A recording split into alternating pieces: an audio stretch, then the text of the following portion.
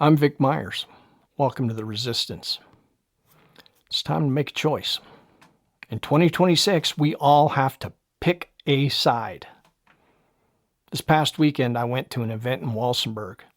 Speak Up Southern Colorado had a community event for anybody of any party or any political persuasion to come and speak their minds about what they expect from their government. I only went to listen, but I was invited to speak. And I was glad to be one of the last speakers so that I could listen to what others were saying. There's this one gentleman, his name was Bob. No, really, it was Bob. He stood up and explained that he's a former Republican. And he said he can't stay in a party that is so extreme. Then he said he was concerned about some of the speakers there because they came off to him as just as extreme. He took issue with some of those who referred to Republicans, elected ones in particular, as evil. He believes that using such language is akin to giving permission for violence because, well, when is it wrong to address evil with violence? I understood where he is coming from, and I respected what he had to say. And then just before I spoke, Jason spoke. He talked about being a landscaper and Hispanic. He mentioned how his dad is dark-skinned. He then talked about how every time he goes north to Home Depot to get supplies, he's filled with anxiety and fear over the possibility that ICE will be there, run his plates, see the Hispanic last name, and take him and his father away. To be clear, Jason and his dad are Americans, not immigrants. Jason also talked proudly about his transgender son who is introverted, but still finding the courage to speak publicly like he did on this day. And then he spoke about the fear of what the Trump regime has in mind for people like his son. When it was my turn to speak, I couldn't not address the ideological conflict between what Jason said and what Bob said.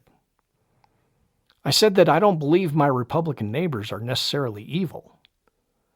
But when Jason and his transgender son have to quite literally live in fear of their government, there's no other way to describe that than evil.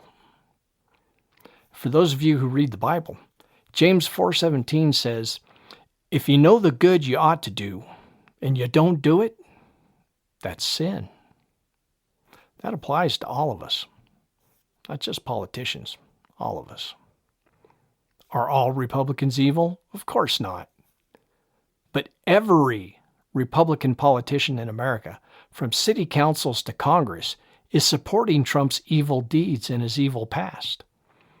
I use the word every because I have yet to see one with the moral courage to say otherwise.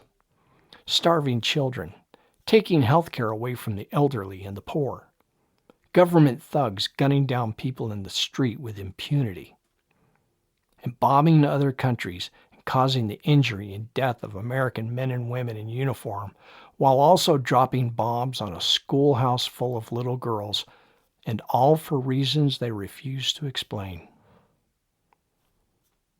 These things are evil. If you can't speak out against them and say they're wrong, or worse, if you're praising these things like every Republican trying to win a primary, then you are standing with evil. What does that make you? Democrats are far from perfect. I'll be the first one, as a Democrat, to say that loudly. But I've never heard somebody express true fear of their government with Democrats in control. I've never seen the Democratic Party, grassroots or electeds, march lockstep behind a president in complete obedience, no matter what he does. 2026 is a year that every voter must make a choice, not between parties, and not just between those at the top versus those at the bottom, but between evil and not evil.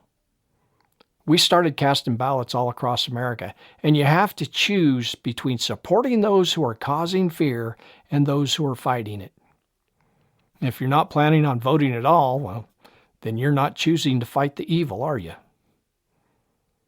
Since so many of these politicians claim to speak for Christianity, I'll finish with this.